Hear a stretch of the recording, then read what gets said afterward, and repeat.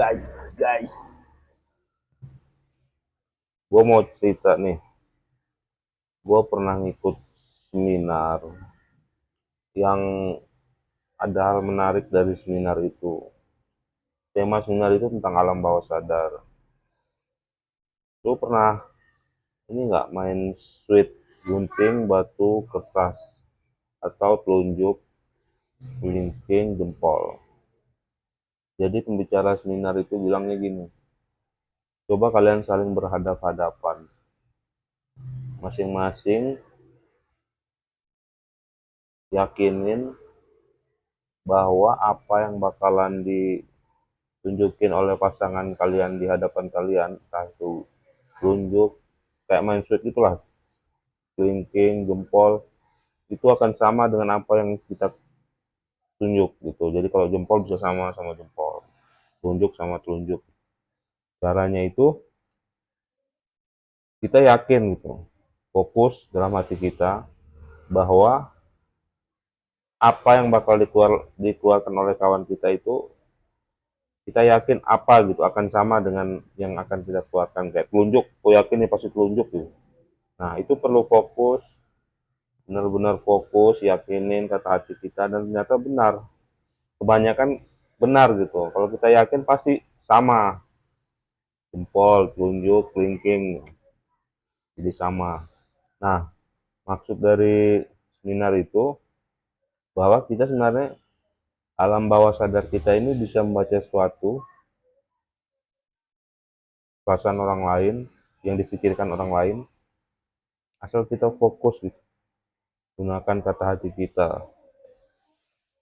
Nah, dari situ gua akhirnya secara nggak sengaja melihat pendaftaran salah satu perguruan silat yang metode pelatihannya itu menurut gua lebih ke alam bawah sadar atau tenaga dalam lah.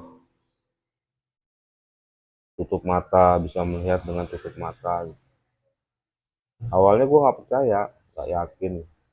Tapi faktanya olahraga itu digunakan salah satu instansi militer nomor satu di negeri ini.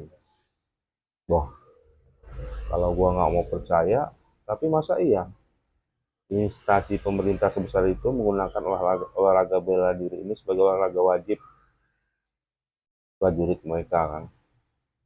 Karena gue masuk ke daftar, gue latihan, dan kebetulan gue punya basic bela diri juga, jadi nggak perlu waktu lama untuk belajar. Nah, di situ gue mendapatkan pelajaran atau ilmu lebih dalam tentang alam bawah sadar ini. Walaupun gue nggak jago-jago banget sih, tapi gue buat kesimpulan bahwa alam bawah sadar itu sebenarnya memang ada jika kita melatih diri kita, dan intinya fokus, fokus dan yakin. Di saat kita ingin mempraktekkan alam bawah sadar itu, kita harus fokus dan nggak boleh ada gangguan gangguan lain dalam pikiran kita. Fokus pada apa yang ingin kita tuju.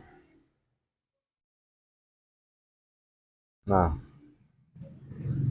gue ngomongnya random ya, tapi masih ada satu benang merahnya tentang alam bawah sadar tadi. Jadi dari hal itu gue mikir sebenarnya kekuatan spiritual kita, khususnya manusia ya, kekuatan spiritual manusia itu mungkin di zaman dulu itu lebih peka, lebih besar daripada di zaman sekarang. Dalam artian modernitas itu berpengaruh terhadap rasa spiritual manusia. Makanya gue yakin zaman dulu itu belum ada ini, belum ada itu, belum zaman belum modern. Manusia itu bisa lebih dekat kepada Tuhannya dalam artian entah agama apapun mereka ya, dalam artian rasa spiritual mereka itu lebih besar. Aktivitas-aktivitas mereka itu lebih mengarah pada hal berhubungan dengan spiritual yang mungkin sekarang ini dianggap itu sebagai hal mistis, ya seperti tutup mata itu kan sebagian kita masih menganggap mistis kan, melihat dengan tutup mata, naga dalam. Yang sebenarnya itu karena kita hidup di zaman modern sekarang.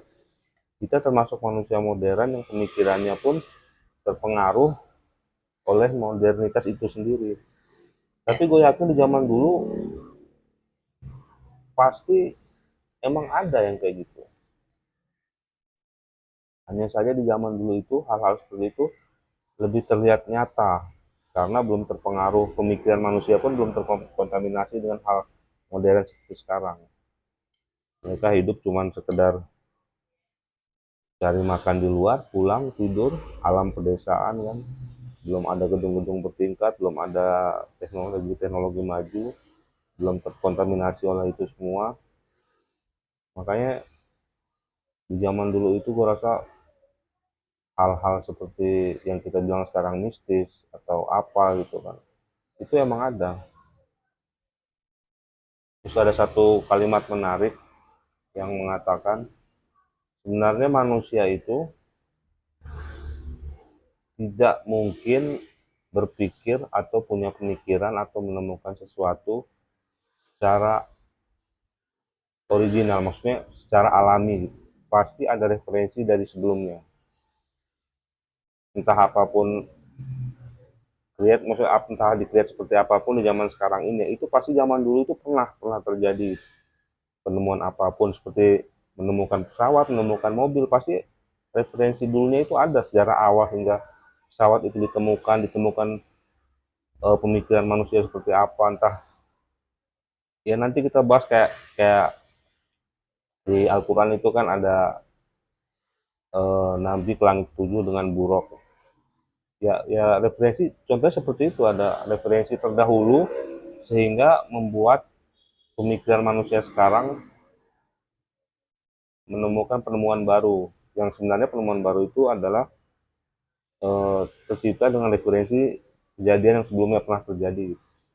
Nah, sehubungan dengan hal-hal yang kita katakan mistis, klinik, gue yakin dulu itu pasti pernah terjadi. Nggak mungkin kita bisa berpikir seperti ini tanpa pernah ada dasar atau referensi dari sebelumnya. Hanya saja namanya ini kan bukan perkara satu dua orang atau setahun dua tahun, sehari dua hari, berjuta-juta tahun, beratus-ratus generasi. Tentu saja pemikiran yang tadinya seperti ini, fakta yang tadinya seperti ini berubah, makin lama makin berubah. Ibarat satu orang diberitahu ini, untuk orang yang ke-100-nya pasti berbeda apa yang dikatakan. Jadi seperti itu. Makanya hingga sekarang kita bilang itu klinik mistis. Karena yang kita tahu sekarang emang tidak seorisinil seperti kejadian yang dulu. Tapi bukan berarti itu tidak ada. Atau simpulannya, pemikiran modern kita nggak sanggup memahami hal-hal seperti itu. Karena kita belum pernah melihat, tidak pernah melihat. Ya itu. Nah, random nih. Dari situ gue berpikir tentang kematian.